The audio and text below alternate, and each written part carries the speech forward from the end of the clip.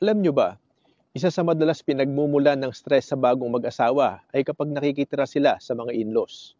Una, nawawala ang privacy at pagkakataon nilang bumuo ng sariling estilo sa buhay mag-asawa. Ayon sa University of Michigan study, mas mataas ang chance ng conflict kapag malapit o nakatira ang couple sa magulang dahil sa pakikialam at expectations.